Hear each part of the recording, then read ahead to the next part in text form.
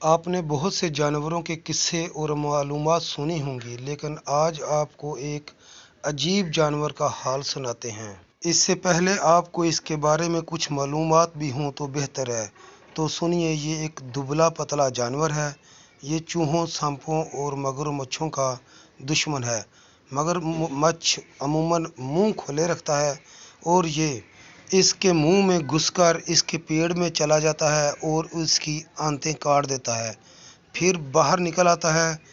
ہاں، تو پھر آپ انتظار میں ہوں گے کہ آخر یہ ہے کون سا جانور؟ تو لیجیے، یہ جانور نیولا ہے۔ نیولا بہت ہوشیار جانور ہے۔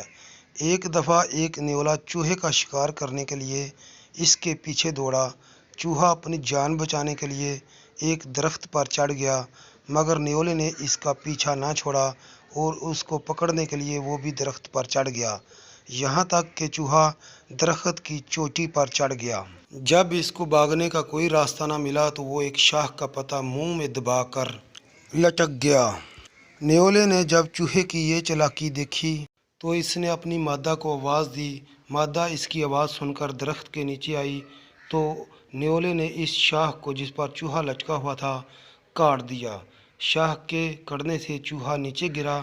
گرتے ہی مادہ نے اس کو شکار کر لیا۔ نیولا چور بھی ہوتا ہے۔ جب اس کو سونے چاندی کی کوئی چیز ملتی ہے تو اس کو اٹھا کر اپنی بل میں لے جاتا ہے۔ چوری کرنے کے ساتھ ساتھ نیولا ذہین بھی بہت ہوتا ہے۔ ایک دفعہ ایک شخص نے نیولے کا ایک بچہ پکڑا اور اس کو پنجرے میں بند کر کے ایک ایسی جگہ رکھ دیا جہاں سے اس کی ماں اس کو دیکھ سکے۔ اس ماں نے اپنے بچے کو پنجرے میں بند دیکھا تو بل میں گئی اور 1 دینار سونے کا سکہ لے آئی اور اس کو پنجرے کے پاس رکھ دیا۔ گویا یہ اس بچے کی رہائی کا فدیہ تھا اور رہائی کا انتظار کرنے لگی، مگر اس شخص نے پنجرہ نہیں کھولا۔ کچھ دیر انتظار کر کے نیولے کی ماں اپنے بل میں گئی اور ایک دوسرا دینار لا کر پہلے دینار کے برابر رکھ دیا اور پھر انتظار کرنے لگی، مگر جب اس کا بچہ رہا نہ ہوا تو پھر اپنے بل میں گئی اور ایک تیسرا دینار لا کر پہلے 2 دینار کے برابر رکھ دیا۔